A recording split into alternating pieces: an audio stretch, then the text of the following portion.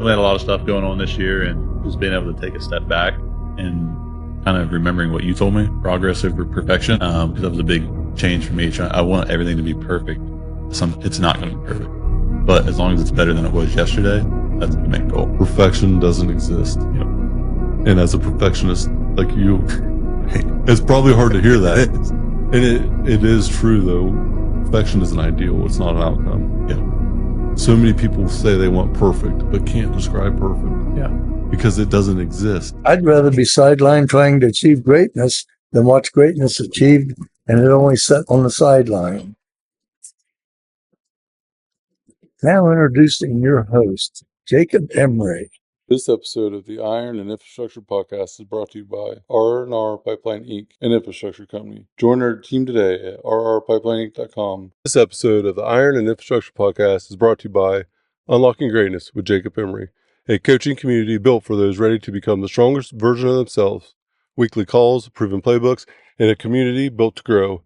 Greatness is not given, it's unlocked. Join us today at jacobemery.com or DM coach at jacobemery44 on all social media platforms. Welcome to another edition of the Iron and Infrastructure Podcast. Today's episode is brought to you by none other than the greatest company in the world, R&R Pipeline, Inc. Right? And we have our special guest of the day today. First of all, core value winner of August 2025. Shout out Levi Lamp for that. Levi Lamp, welcome to the show. Levi is the safety and compliance manager for R&R Pipeline. Mm-hmm. Been here since 2020. Man, it's about time you got your ass on here. I've been probing at you for a hot minute about that. Levi, welcome to the show. Appreciate your time today. Thank you. Appreciate being here. This is a special show to me. This is something that I've been wanting to do for a while. Not only yourself, hopefully multiple people of R&R Pipeline we can get in here and interview and share their story and recognize them for the accomplishments that they've had. You're one of the few people that I can think of at R&R that took a traditional route to some extent throughout high school and then going to college. Yeah. You're actually educated, from an academia standpoint. You've had, a pretty unique journey. A lot's changed in 5 years. Oh, yeah. What's it been like for you? Let's start professionally. What's it been like for you professionally in that 5 year span from where you started at to who you are today? What's been the biggest maybe change or shift, or what's life looked like for you professionally since you started? So the biggest change I would say is technology. So we're using a lot more technology, whether it be digital forms, the iPads, the equipment we're using on the field. So all that is just progressing and changing every day, which can also be a challenge, is getting everybody up to speed, utilizing it. I think we have a great group of guys, though, that are taking the bull by the horns and they're making it happen. We're in a testing stage right now, or trial stage, whatever you want to call it. So it's very unique to see how things transpire and how we not only handle the adversity and the growth, but then accelerate our growth as a company through that opportunity.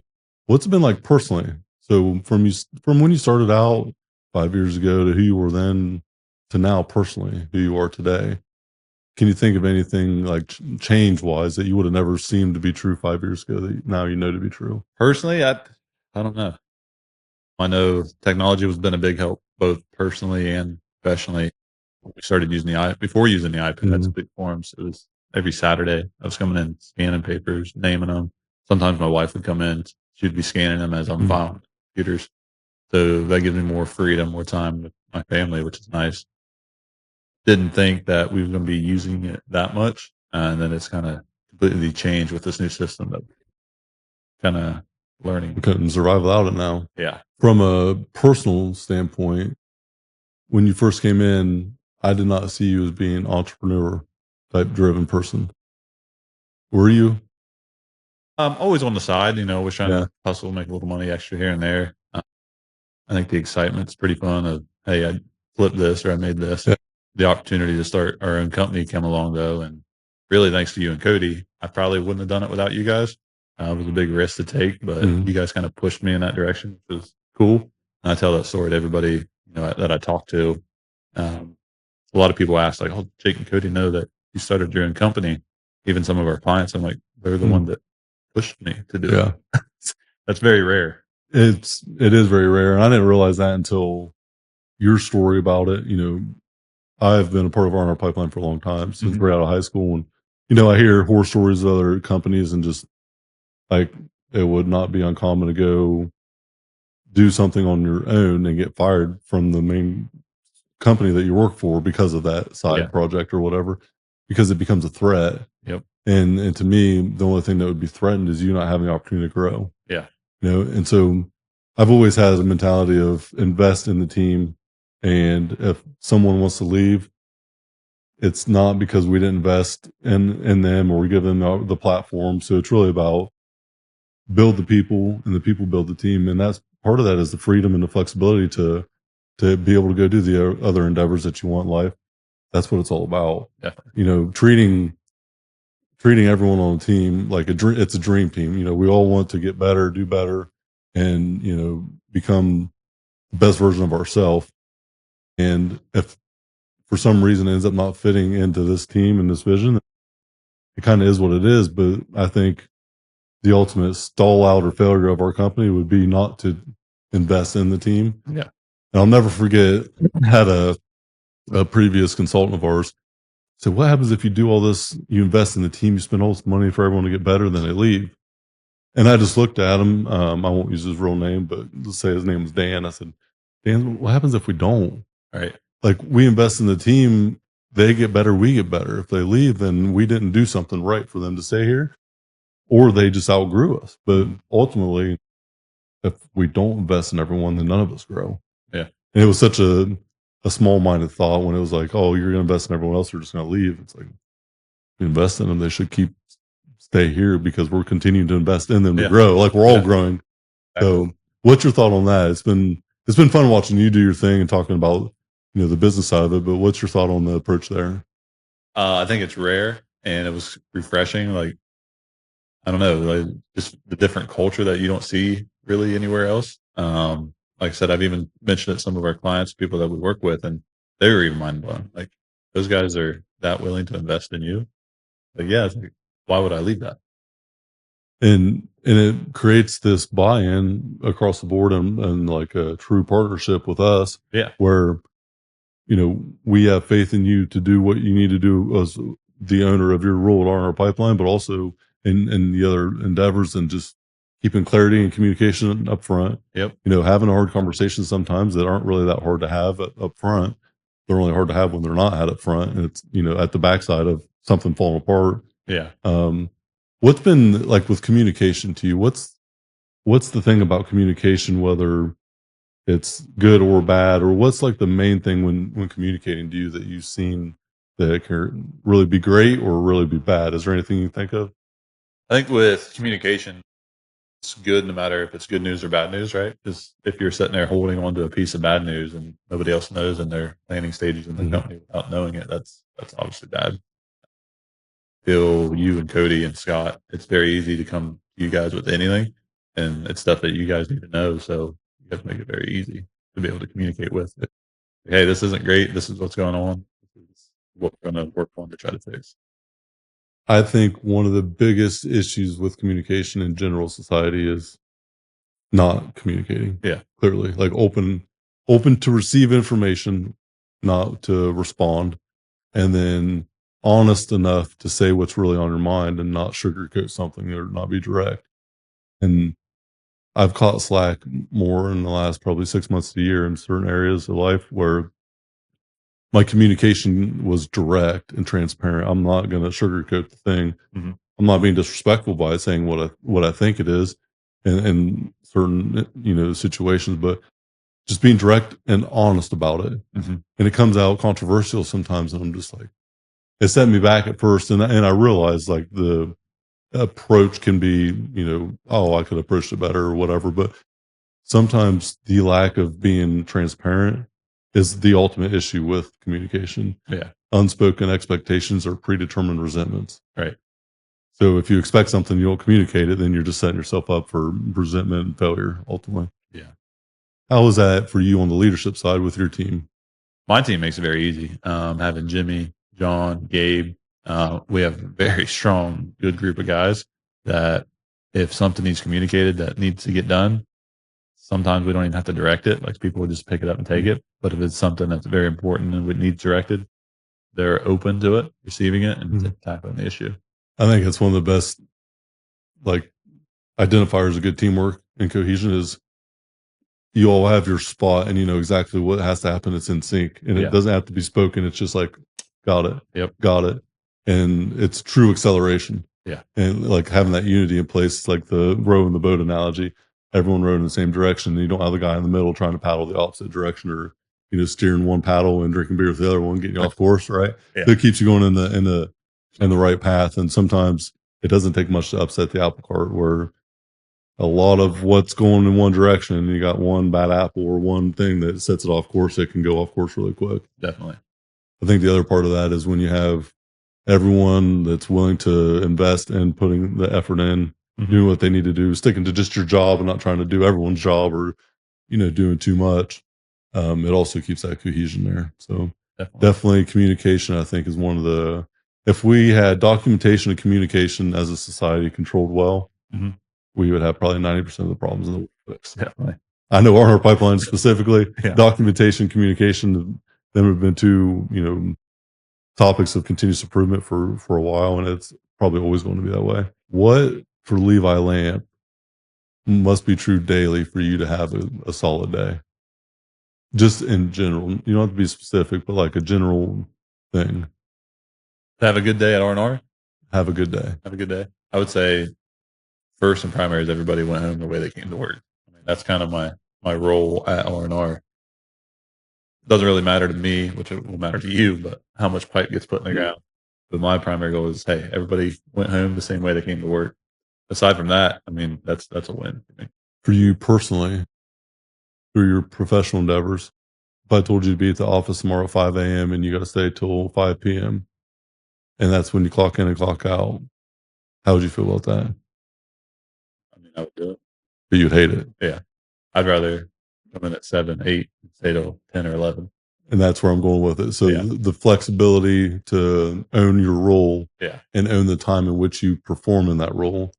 How do you feel about that part of it? Because I know if you were rigid on time and you had to do this or do that, it does impact certain people where their performance declines because of the strict corporate clock in, clock out mentality or whatever it would be. But what's the flexibility and the freedom to kind of navigate your ownership of that role in the time that you need to? I think it means a lot to me. You know, I've worked at other places where you had to clock in, clock out, be there at a certain time. And in a way, it's kind of like micromanaging, like, hey, you have to be here. It doesn't have to be done at that time. It can be done in any part of the day, but you have to be here at that time. I didn't like it. You know, here, I know it needs to get done. If I need to come in on a Saturday, Sunday, holiday, as long as I get it done, that's the important thing, which I love the freedom and flexibility of being able to do that. And that's one thing about too much rigid structure from a like corporate environment standpoint. People don't all perform the same time the best way. I wake up at 2:50 a.m. Monday through Friday. Yeah. I doubt you're going to do that and be very productive. No. That's my productivity window. Like from 3 a.m. to 6 a.m., I'm completely free and no one's really bugging me at that point. So my training, my weightlifting, and then my personal development after that, by 6 a.m., I've conquered the world essentially for the day. And that's what works for me. That might not work for you. And Levi, that's completely okay. I think people just realizing what works for them is the superpower that everyone really needs to figure out. Oh, yeah. What was college like? College was fun. Had a great time. You kind of said I went the traditional route. It wasn't by choice. As you know, we had a family farm, and my stepdad would never let me have the opportunity to take over the farm unless I went to school. So he was a big component of that, pushing me into it. I had no idea what I was going to do in school and kind of fell into safety. Talking with a lot of people, you know, it's everywhere at every company. It's always growing. A couple of years at community college, graduated with an associate's degree. Wasn't happy with just an associate's degree. I wanted a bachelor's. I just wanted that extra piece of paper. So I went to OSU Maine and actually earned my bachelor's degree there.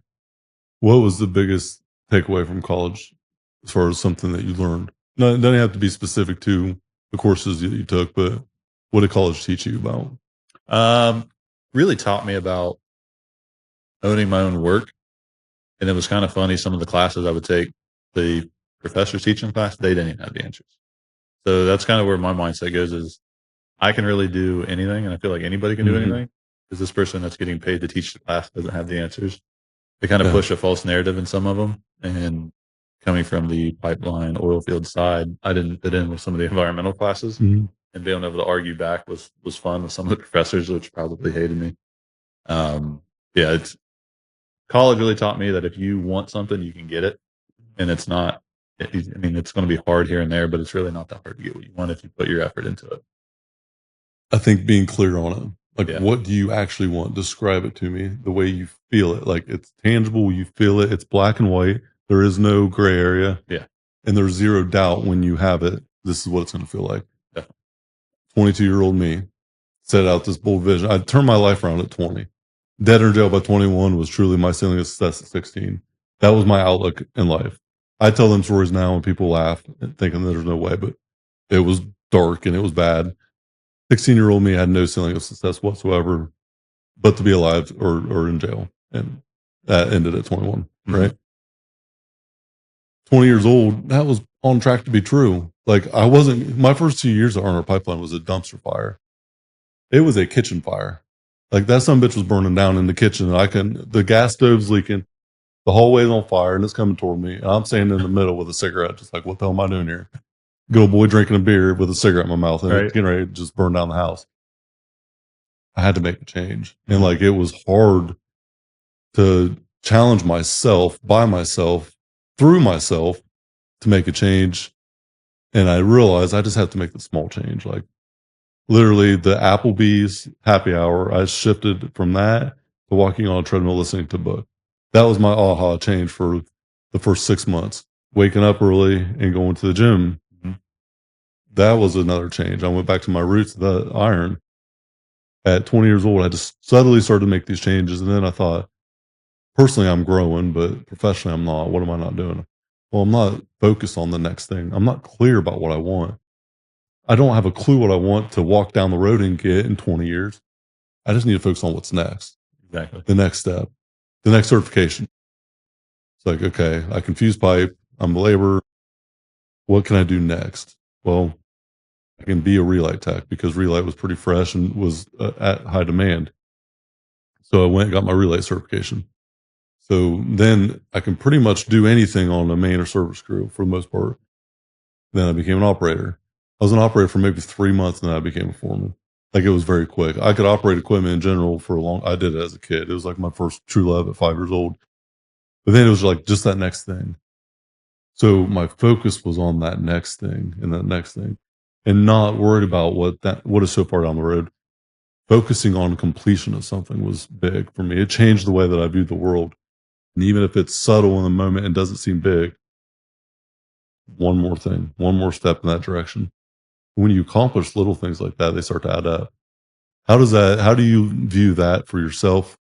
Like, you've had a lot going on here recently in general. We'll get into that in a little bit. But when it's so much chaos, especially in your head, and you have so many things to get done, do you ever just bring it down to ground level and say, you know what? It's not about that tradition that professor taught me.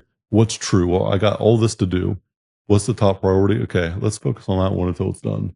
You ever do something like that for yourself? Because I know you carry a lot of weight on that plate of yours. Yeah, definitely. Definitely had a lot of stuff going on this year, and just being able to take a step back and kind of remembering what you told me, progress over perfection.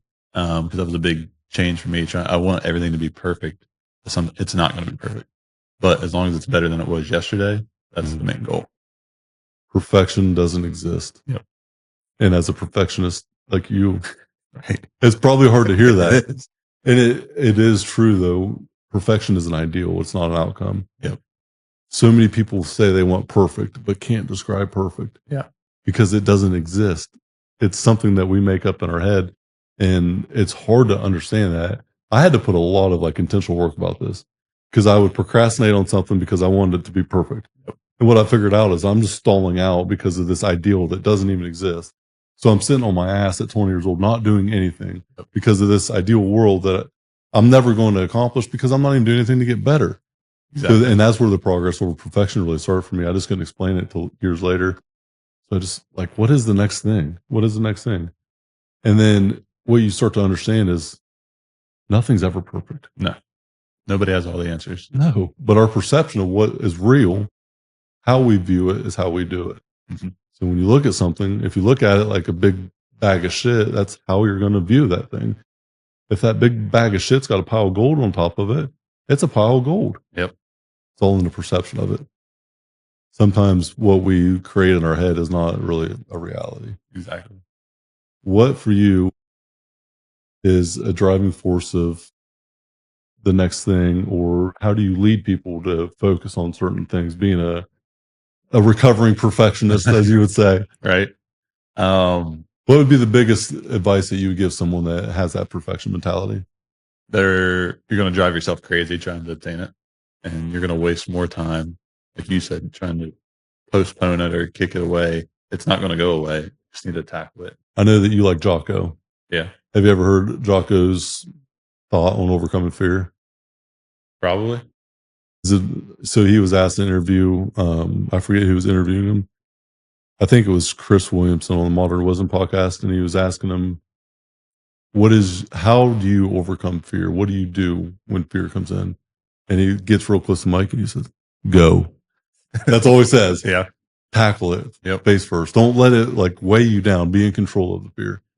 It's okay to be fearful. I think everyone has fear, but don't be afraid. You know, when you're afraid, you're admitting that this thing is in control of you. Yep. Being fearful is recognition of it, but just being in control of it. For you, you're a dad now. Yeah. Got another kid on the way. Yeah. Fear is ever present differently than ever before. Oh, yeah. Your role at a part of R&R Pipeline is primarily safety related. It's safety and compliance. It's about doing the right thing. All right. Mm-hmm. How does that transition as a parent? Watching the kid want to jump off the mountaintop head first into concrete, or do the crazy thing where his arm's going to get broke. I know for me as a girl dad, it's like, oh shit, here we go. Girls doing jujitsu. My daughter gets an arm bar. I'm like, don't snap, don't snap. Right. For you though, what's it like raising a kid with that safety mentality in general? So I don't know. I have a lot of fear with it because I know everything. I don't know everything, but I know a lot that could go wrong and how he could get hurt. But I don't want to hold him back and put him in a bubble where he never gets hurt. So he has to have those experiences and learn. I mean, he's 2, so he's going to be exploring the world and figuring things out. But I don't want to be that one that just shelters him. So he's going to get some bumps and bruises and cuts. He's already had a couple stitches and trips to the ER, and they're kind of just said he's a boy. He'll be back. There's definitely I've noticed just in general, like in public settings, the difference between like boys and girls. Mm-hmm. As much of like uncertainty there was for me as being a girl dad at first, I don't know that I could handle 2 boys. So I love my daughters, man. They're amazing. My youngest though, she's wild. Yeah. So I'll probably get plenty of that, you know, relentlessness out of her. What's it like being a dad, dude? It's awesome. Isn't it? It's weird. It completely changed me the first time I held him, which I think you and Cody both told me it would. Mm-hmm. I mean, that's kind of my purpose now. It's what drives me every day to get better and do better, and being able to better provide for him. It's weird how, which it should, it's taken over my life. Like that's the reason now. It changes perception of leadership. Yeah.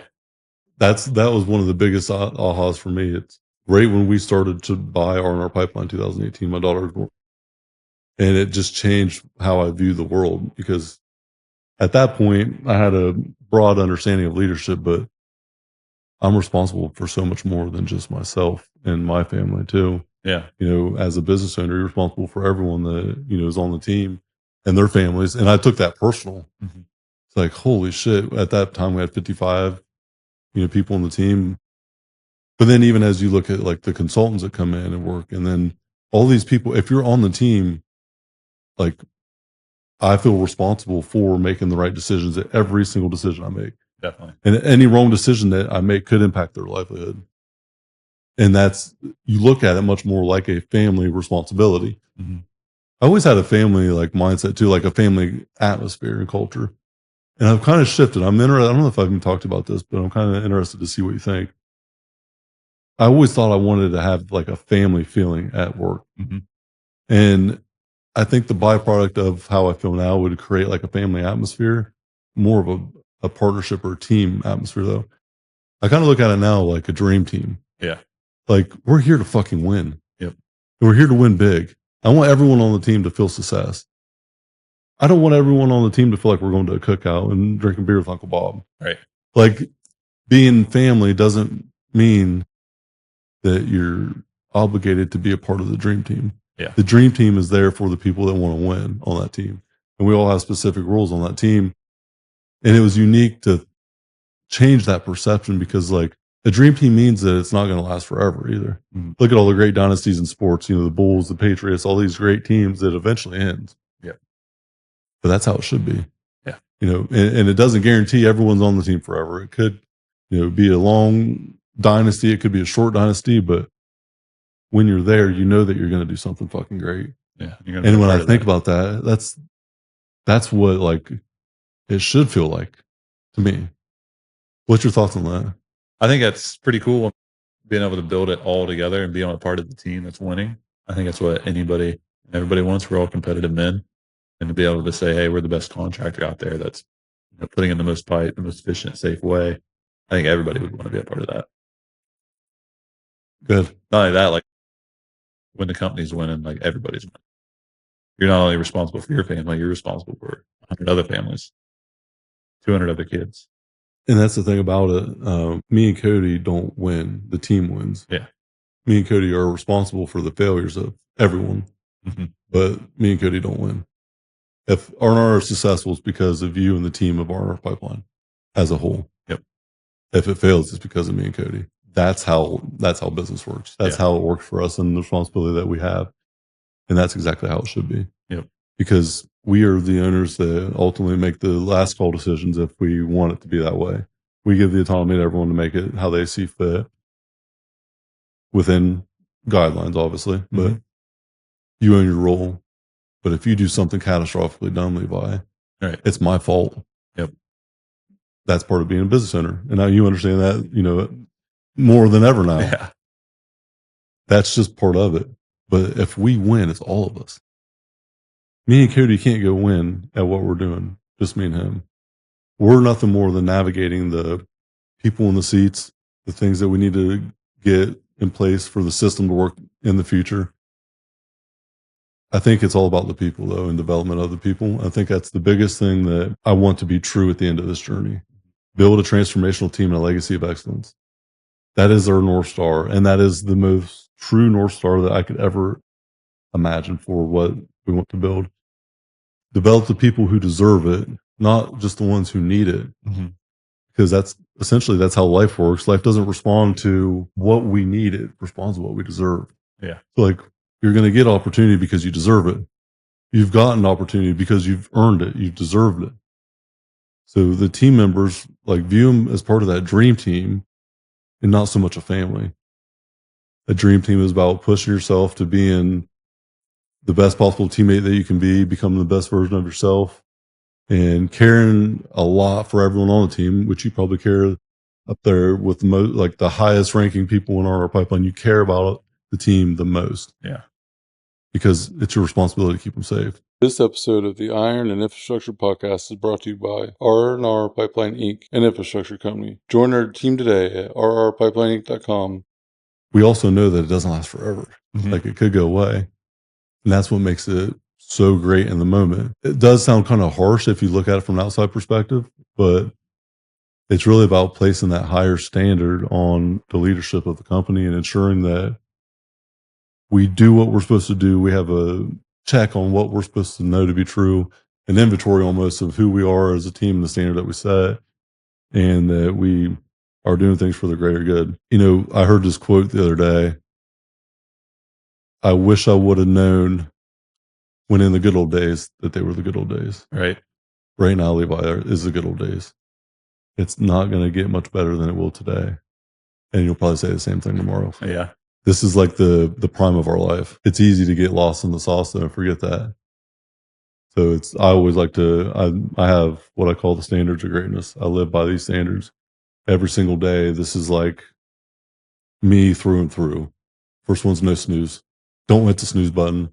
Start the day off with a win, no matter what. No snooze. It's about mentality. It's about taking ownership of your life. The second one is physical output. Third one is mental input. 10 minutes a day, every day. Intentional movement of 10 minutes and intentional collection of quality information that goes in your brain. Non-negotiable for me. Fourth is track and attack. Track your progress. You cannot manage what you cannot measure. Attack every day with what you set out for that day. So if you set out to have a nap that day, better make it the best freaking nap in the world. It's just about being intentional with your attention. And then the last one is gratitude and preparation. Gratitude for the day, win or learn, never lose. It's just a mentality that every day is a good day.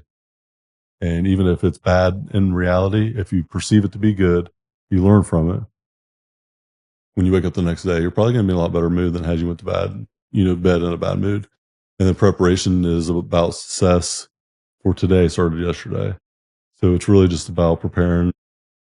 I'm like a 3-year-old dude. I set my clothes out. Like I have a whole entire process I run through every night now. Like, and I've done this for probably 15 years. Mm-hmm. I set out my gym clothes, my business clothes, my lunch is made, my hydration's packed, like everything's ready for the day. So by 6:30 in the morning, I have had an hour of personal development, hour of training, and then everything's ready for that day. I know exactly what I need to do to execute that day. Them are my standards that I live by.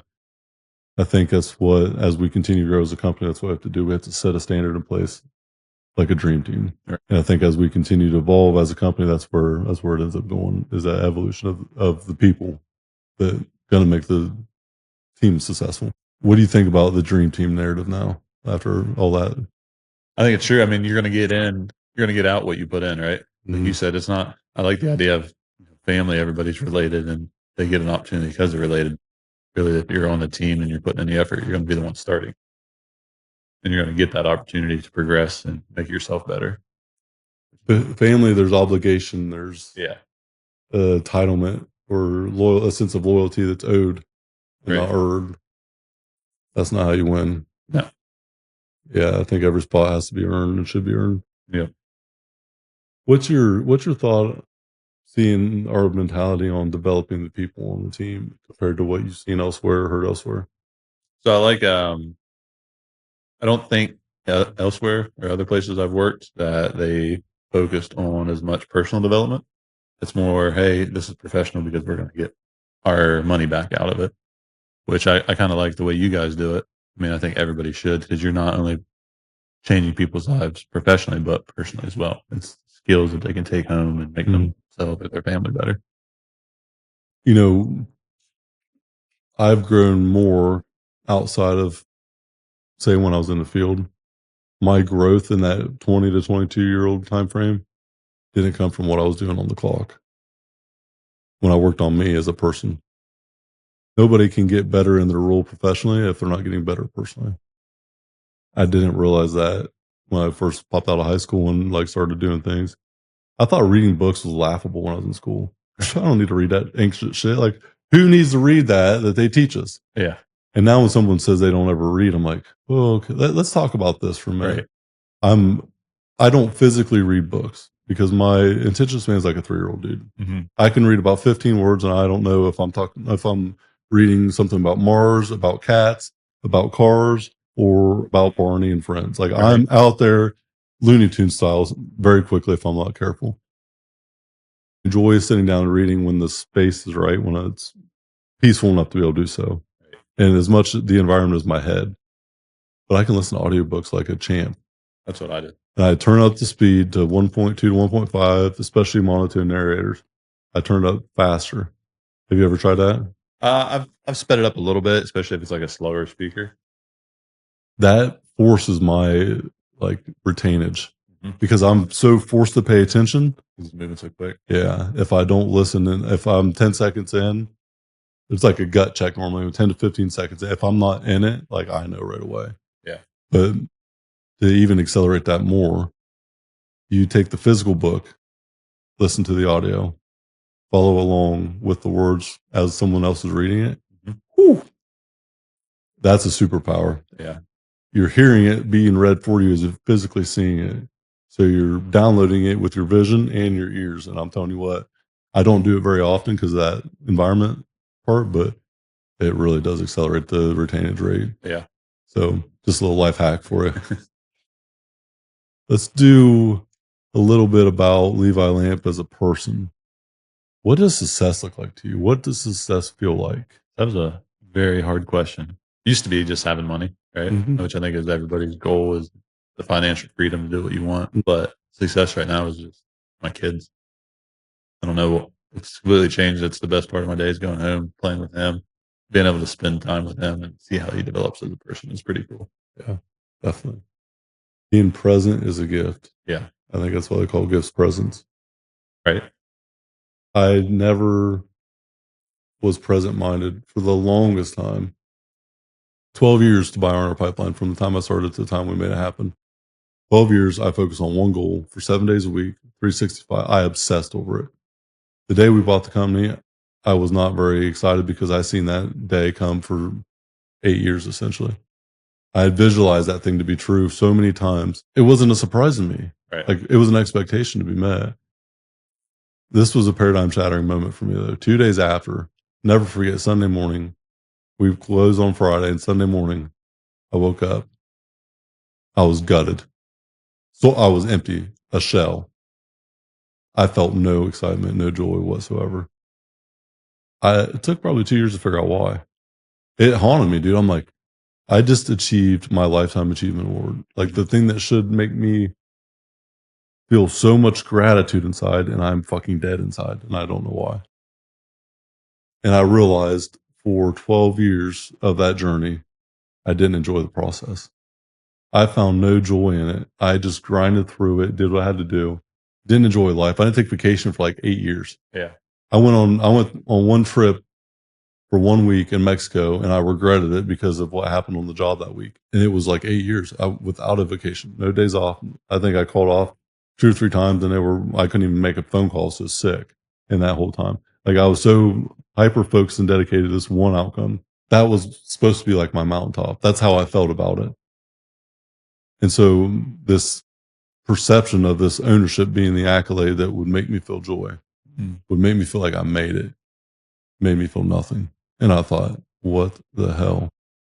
So just imagine climbing up this mountain, and you get up to the mountain, and then you're like, I thought this was it. I thought this was the thing. Yeah. But in all reality, it was just a ledge. The mountain continues to go up. And then you realize it was never really about the mountain. It was about the journey, finding joy in that journey. Yeah. It's all about enjoying the climb. And I didn't enjoy the climb because I wasn't present. Now having kids, now I'm so future focused with what we're doing and building.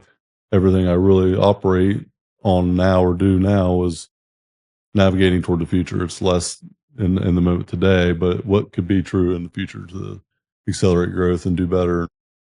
Now I look at it, I have to be able to consciously make myself be present in the moment. Yeah. How the hell do you do that sometimes? It's hard. Yeah. It's definitely rough. But when you have kids, it's that subtle reminder. Kid comes up, hey, Dad, we do this. And you're like, you're lost in the email that you're sending. Does it have to be right now? So I kind of created this like best practice for me. When I get home, if it takes 5 minutes or 10 minutes, I don't walk in the door connected to work. I try to disconnect before I walk in the door. It's hard. It's really hard, but I'm conscious about it now, where it's like part of my daily process or routine when I close down shop for the day. Sit right outside the door before I back my truck in the garage. Sit there, and I'm just like, okay, clear head. What has to be done? Do I need to do anything? Is there anything that cannot wait till tomorrow?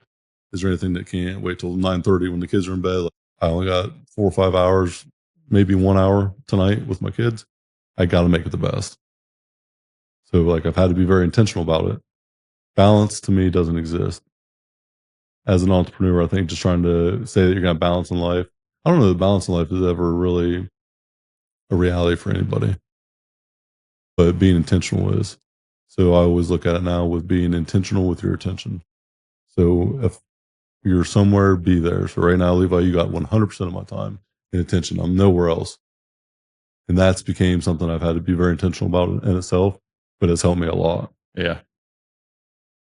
How do you do it? So I'm still struggling with it, but I've kind of prioritized my time, right? When I get home from work, I'm not going out to the farm right away to work on it. I'm spending time with Warner while he's awake, playing with him, bonding with him. And then when he's ready for bed, then I can go finish my work. part of that sacrifice as parents that we make. Yeah. Our kids aren't going to care about the businesses that we build and the accolades that we have. They're going to care about the time we spend with them. Definitely. It's one of the most paradoxical things in life, that our success in life is going to provide us joy for our family. We got to make sure that what we are providing doesn't sacrifice. We don't sacrifice the reason why we're providing for our family. Yeah. At the same time. Yep. It's hard to navigate that though. Yeah. What advice would you give someone starting in our industry? Say starting at R&R Pipeline tomorrow, that is motivated, a high achiever, wants to do better in their life. What's the starting point look like, and what are some things that, what's the best advice you could give someone starting out? Be patient, but all the opportunities are there. I started at the factory where I come to the pipeline industry and kind of topped out quick at my pay, which wasn't much that you needed a college degree to do, and jumped into the pipeline industry as a laborer, making more than that just because of all the opportunities that are there. You can be a laborer, relighter, operator, CDL driver, foreman. The sky's kind of the limit, but you're going to get out what you put. So my goal was always from community college was to be in the safety. That's what my advisor kind of pushed me to go into, and seeing it wasn't going to be an option at the factory. So made the switch into the pipeline industry, started as a laborer because they told me, hey, you don't know anything about this industry. We want to start you at the bottom. If a spot comes open, there'll be an opportunity to interview for it. Sure enough, a year later, spot come open, interviewed and secured it. Just because I put in that effort, showed up every day, learned everything I could while I was on the crew, which gave me the respect of the crews once I moved into safety. Being a sponge, learning everything you can. Yeah. Being quiet in your responses. Yep. But also asking questions when you're uncertain. Making sure to do the right thing every time, especially when nobody's watching. Yep. What you do in private's what you do in public. I know a lot of people that taken shortcuts in life and thought they were going to get somewhere and then ended up burying them. But what you do when the lights are out ultimately showcases who you are when the lights are on. You can't hide it. You can't mask it. So the work that you put in shows your worth to yourself. And I think it all gets exposed at some point. Mm-hmm. What you put in is what you get out of it. Because the one thing I think, especially with R&R Pipeline, that's true more than anything, you are not defined by your seniority or time put in. You're not, it's all of those things should contribute to you being best in your role or better than the other person in your role, or, driving the continuous improvement in that area. But nobody's obligated to anything if they're not putting the work in. Yeah. And the time in. And it doesn't mean the time as far as hours, it's the time getting better and growing. And that all starts at the top, and it starts with everyone having the opportunity to get better. We got to create a platform for everyone that comes in to get better. You, me, both, everyone in leadership at our company, we have to make sure that we are continuing to grow. We can't grow the team if there's no growth in the company. It's really, truly is get out of it what you want. At 22 years old, I said, I'm going to buy R&R Pipeline by the time I'm 30. I was a delusional, young 22-year-old punk, but I made that happen because I believed in it. Anybody else can too. I'm nobody special. Below average Joe that made something different because I believed it was true. I think having confidence and believing in yourself enough with confidence, but also being patient with that. Yeah. My life motto is persistent patience. That if I was persistent for the longest time with no patience. Now I'm patient with the outcome. I'm persistent in my pursuit of my own greatness, unlocking my own greatness for myself. And that's my own definition of it. I think everyone has their own definition of what greatness looks like for them. Mm-hmm. It's not the same for everyone. I would actually argue that no one has the same definition of what great looks like for them. It's about being the best version of you. I'm persistent in that pursuit. Levi, I'm a fucking dog. You better get up real early if you're going to beat me to getting after it. I'm persistent as they come in that pursuit, but I'm patient with the outcome because I've made the outcome be there sooner. A lot of time it wasn't the outcome I wanted because I dropped the bomb in the middle of the plan. Right. It should have just been continuing the path forward. Sometimes it's just really hard and you don't know whether to push forward or back off or do whatever. It's not that I'm not pushing with the persistence the same way. Sometimes though, if you're in the right lane, you got to shift to the left. Let the right lane get built up in other areas first before it can be, desired outcome happen. So it's not that I'm off. The gas pedal's never taken off. Sometimes I just got to shift lanes a little bit. Yeah. That's how I view it. But persistent patience is my life motto. And I know that anything worth doing is going to take time. Yep. So getting the outcome is something that takes more time than you want. Yeah. As you well know, being an entrepreneur yourself. Yeah, definitely. So success is individual. I call it the 4 C's to free. Mm-hmm. So that's how I frame it for my coaching. 4 C's to me represent the 4 things that you must have, to me, to have freedom in life. You must have capital. You must have money. You must have the clock, time, control the clock, what you do with the clock. You must have community. People around you mean everything. Your environment will control your evolution. And then you must do what you are called to do. So the last C is your calling, your purpose. Mm-hmm. Living out the dream the way you want to live out the dream. I think everyone has a dream for their life. Not everyone chases it. And I did a speaking engagement a couple months ago, and I had everyone put their fingers up and rub their fingers together. All right, warm up that index finger, and then you look at it. That's yours and yours only. No one else has the same index finger. Only you have that, and that's what represents your dream to me. Because nobody has the same dream as you for your life. And for your dream to live, everyone else's has to be far away. Right. And it's about living your own dream. And it's just like your fingerprint's unique to you and you only. You better live out that fucking dream if you want it to be the life that you want. Right. We don't all live in this life. I think very few people actually get to be alive, even though physically they are, but mentally, I don't think a lot of people live. I think they are buried at 75 and die at 25. Yeah. I've seen a lot of that. The best piece of advice you would give to anyone wanting to be in the safety part of this industry or a part of the R&R Pipeline team? So I just had to talk to a guy that was wanting to get into it. Don't be afraid to start at the bottom. Don't think that you're going to come in with a piece of paper that doesn't really teach you everything in the field. Be willing to start as a laborer and work your way up. I mean, I'm very fortunate that I was, that I did it that way, because it helped me learn everything, or learn a lot more about the work that's being completed. Not only how it's supposed to get done, but sometimes how other people do it. Right? They might be doing a shortcut, not understanding the issues. Having that educational background to know why, like, hey, there's a reason why every standard's in place. Generally, somebody got hurt or killed before that standard was put there. So don't be afraid to start at the bottom, to learn everything you can on hands-on before you try to come in and start changing stuff or enforcing rules that you don't know the meaning behind. Everything you implement has an indirect consequence somewhere down the road. So making sure that, don't be reactionary to a one-off thing that makes a little thing be navigated correctly, but then the indirect consequences, the big thing gets taken away from. Just making sure you're aware of that. The Arthur T. Everham Award. So you led the charge for R&R Pipeline. It's 3 out of 4 years. That's a nationwide award. Yeah. Massive, massive companies across the whole entire United States.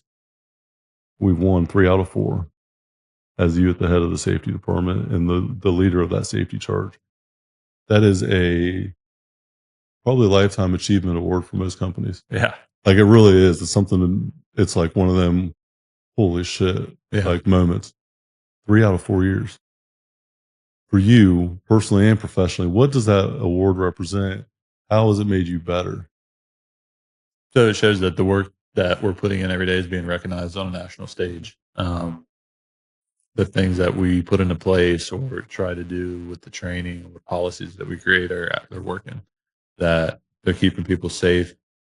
Our guys are going home in a better way that they came in, or at least the same way. And that, it's us on a national stage with these big names that are being recognized for it, which is pretty cool. When we were in Miami, I think it was in 2023, maybe February 23. One of the probably proudest moments I had at R&R Pipeline in my 18 years was watching you go up and grab that award and be recognized on behalf of R&R Pipeline. It was awesome. It was really cool to see that. First, you thought that me and Cody were going to go up and grab him. Like, yeah, I did. What the hell's wrong with you? Like, no, you go get it. Because you earned that to represent our company that way. Like that was your you're the lead of that award to be picked up. That would have been completely out of line from your Cody to go do that. You owned it, you took it, you created the opportunity, and you closed the deal. 3 out of 4 years. That changes the landscape of R&R Pipeline safety resume forever. Yeah. It really will never be the same. The expectation now is high because of that, and the culture's there to follow suit. And what you're doing is continuing to grow that. You've changed the whole entire company's safety culture. Now everyone knows it on a national scale. That's something that is the highest lifetime achievement award for what you're owning at R&R Pipeline. Definitely. So thank you first and foremost. And I know you're proud. And if you're not, I'm going to smack the shit out of you, but you should be absolutely beside yourself proud of that. Yeah. It is a team effort. 100%. That team had a leader, and that was you, and it wasn't nobody else. Yeah. So for that, golf clap. You should be proud, Levi. Very proud of it. Yeah. And like I said, I'm proud of all the guys out there that helped make that possible. Definitely team effort, but every team has one leader in it, and that was you for that. So cannot say enough about that. What do you see for the future of safety and compliance for our pipeline? So I think next year is going to be a very strong year with a little bit of slowdown with all the changes that we're navigating right now. We have a very strong team that we've built with Gabe coming on board, moving into the safety tech position, John coming in on the compliance side, realizing Jimmy's experience, and then Ryan on the purchasing side. We have probably the strongest team that I've had. Mm-hmm. I think the sky's the limit with what we can get done, changes we can make in the culture that we can push to the next stage. I think the development of the team is really going to start coming the rate of acceleration. I would say probably the beginning of next year when everything's fully accelerating. It's going to be next level. Yeah, and I think providing that ownership to what you're doing, I think is going to create a massive opportunity for doing it differently than what tradition says. Yep. What's the outcome that we want and what needs to be true for us to get there and accelerate that pace. And I truly believe that, from onboarding to field, there's going to be zero knowledge to hero in the field very quick. Yeah. In comparison to what's, been not a pain point, but a hard to navigate, area with development.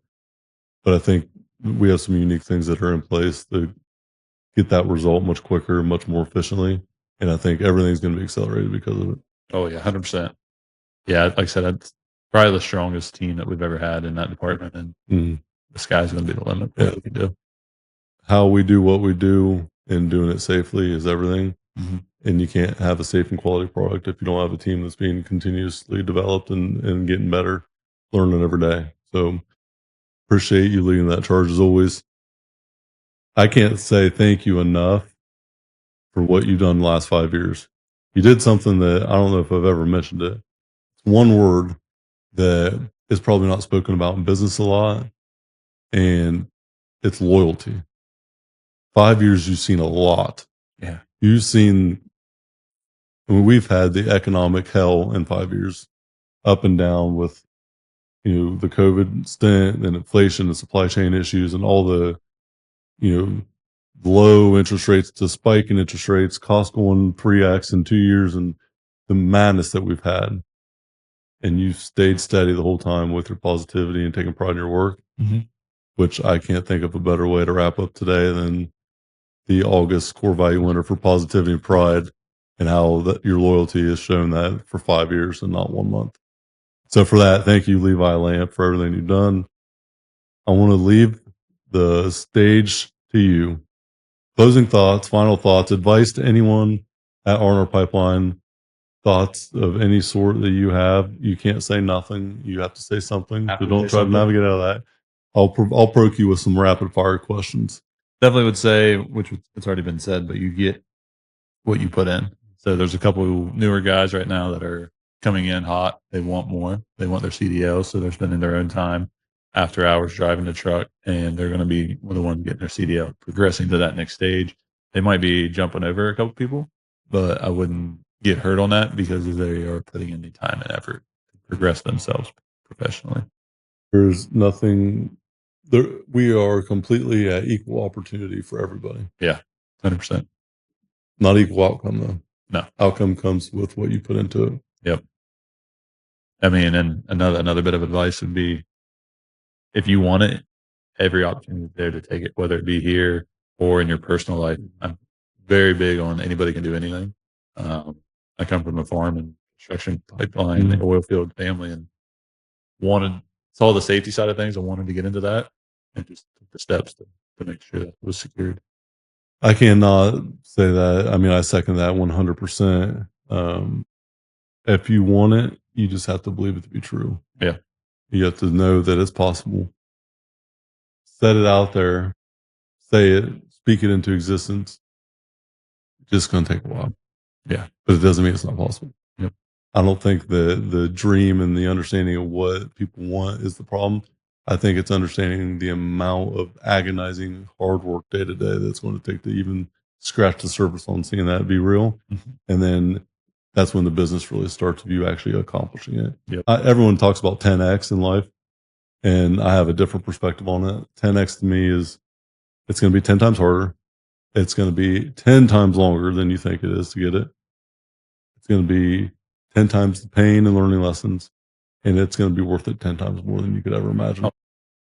That's how I view 10X. What else would you say to the team at R&R Pipeline in general and anyone starting out on the journey? It's worth it. There's plenty of opportunities here, plenty of work here. And if you're going to come in, don't just come in with half a foot. You're going to step in, jump in, and put in the work. Commit all the way, and you'll get exactly what you want out of it. Yeah, could not agree more. What are you putting in your pipeline to become successful? The pipeline of prosperity. You commit to being in that pipeline and filling it full of trust, pride, positivity, getting toward that end. The end goal is prosperity for all of us on the team. Yep. And that's truly what it's all about. So I truly believe that anyone that comes in, speak into existence what you want out of it. Live your dream through the vision of R&R Pipeline. It's possible, and it will happen if you just make sure that you figure it out individually and then speak it into existence. I think it's rare, it's unique, and I think that's why we're going to make a lot of people live out their own dreams within the vision for a company. So yeah, that's my insight on it, I guess. Any final thoughts? I don't believe so. This is the first R&R Pipeline truly represented R&R Pipeline podcast that we've done. This has been fun. We're going to send it out on the little green cone up here. Little green cone. That's been a game changer for our safety program, hasn't it? Yeah. Just seeing the amount of incidents related to backing prior to introducing that's kind of crazy. Something so small and cheap, but it's just a reminder. I do a 360 walk around every time I put that cone out. Yep. Every time I don't, I'm probably going to get wrote up from the safety guy for this, but I probably am prone not to do it because it's not there. Yep. It truly is something so simple, but something very beneficial, very powerful at the end, and it truly does work. Yeah. It's amazing. So Levi Lamp, Safety and Compliance Manager, R&R Pipeline. Appreciate you coming on today. Can't thank you enough. Congratulations on all your personal and professional success.